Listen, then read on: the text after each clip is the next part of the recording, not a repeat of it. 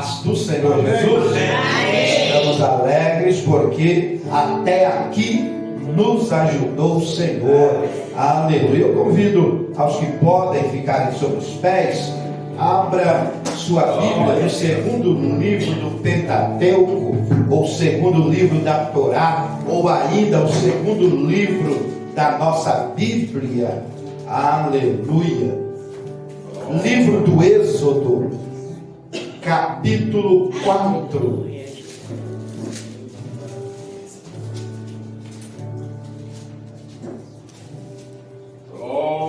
Glória a Deus. Capítulo 4, versículo 1. Depois nós vamos intercalar alguns versículos. Pode acompanhar aí na sua Bíblia. Êxodo capítulo 4, versículo 1 a seguir. A minha versão pode ser um pouco diferente da sua, mas o sentido é o mesmo.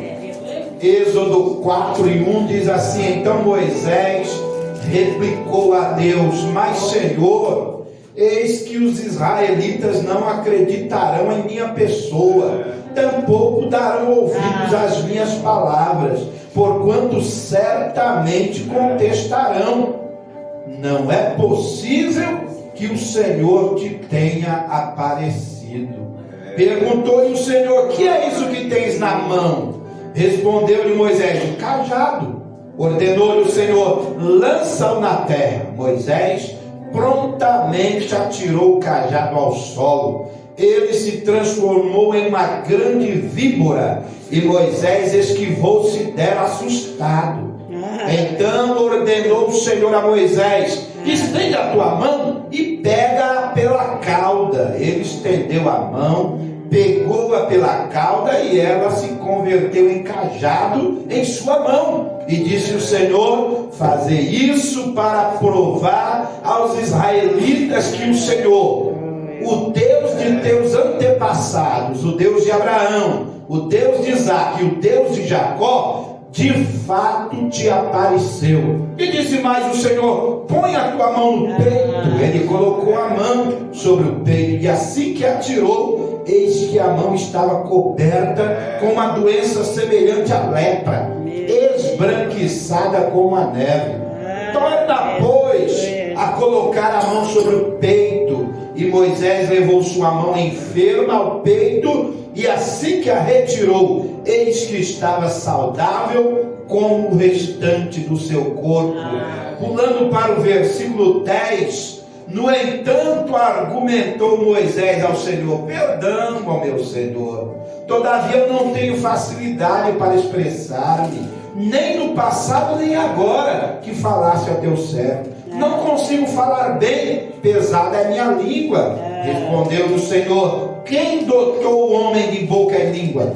Quem fez o surdo ou mudo, com boa visão ou cego? Não sou eu, Senhor? Agora, portanto, vai, e eu estarei contigo, e te ensinarei o que hás de falar e como falarás. Maravilhoso e eterno Deus, estamos diante da tua presença, te louvando, te adorando, cultuando o teu nome. Aqui está o teu povo reunido, confiando na provisão do Senhor. Ó Jesus amado, continua a abençoar os teus filhos e filhas. Senhor, a pastora Cida Zelichelli, que se encontra enferma, Senhor, com aquela enfermidade. Ó meu Senhor, não precisamos nem citar o nome, porque o que é uma enfermidade para o Criador dos céus e da terra, para o Criador das nossas vidas, o Senhor e Salvador nosso. Meu Deus, agora pedimos ao Senhor que entre com cura na vida da tua filhinha e venha receber a nossa adoração nesta noite. É no nome de Jesus que te pedimos e já te agradecemos. Amém. Tome o seu assento, exaltando e glorificando o nome de Jesus. Veja aí o chamamento, a chamada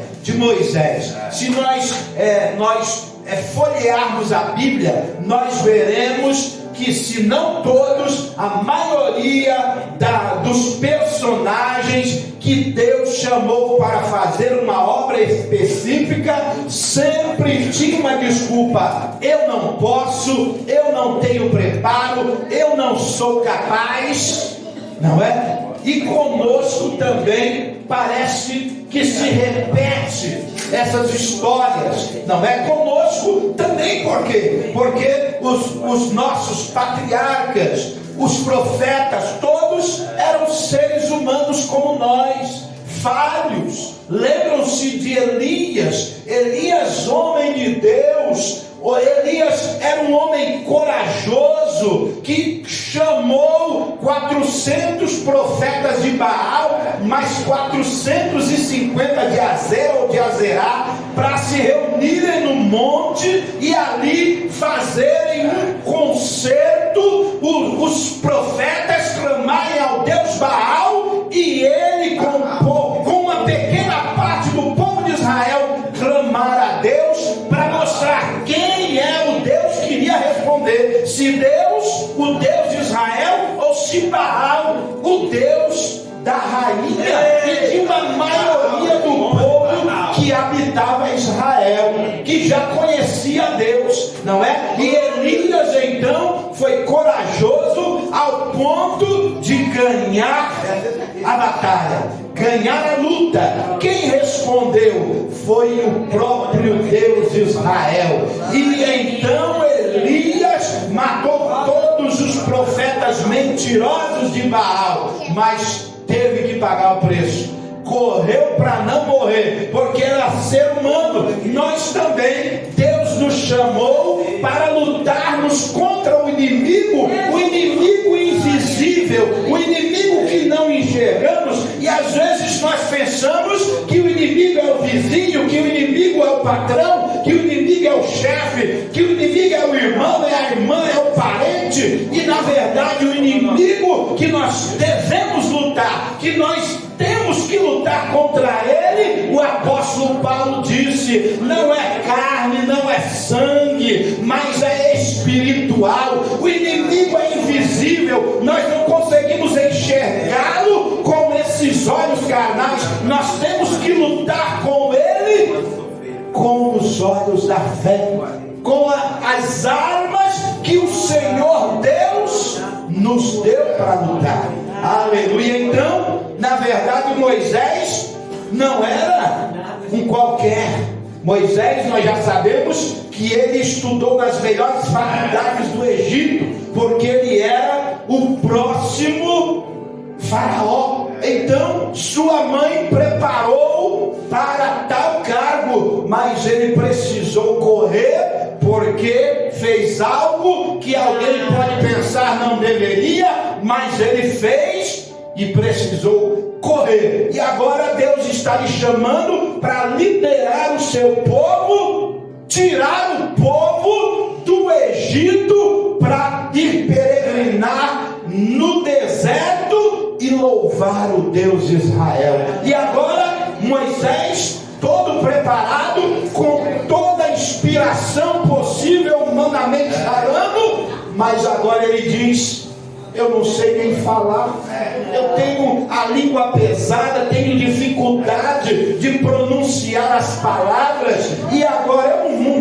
dá para mim, não é? Ele é claro, ele é específico, conversando com o próprio Deus, e Deus precisou trabalhar na vida de Moisés, para que ele entendesse que não é o preparo financeiro, não é o preparo material, intelectual, é o preparo espiritual. Por quê? Porque já dissemos que nós lutamos com o inimigo invisível, espiritual. Aleluia! E graças a Deus, que Deus tem chamado um povo neste lugar simples e humilde, valente e que luta na batalha contra o mal. Tem que ser valente. Amém? Que Deus os abençoe. Aplauda o Senhor Jesus.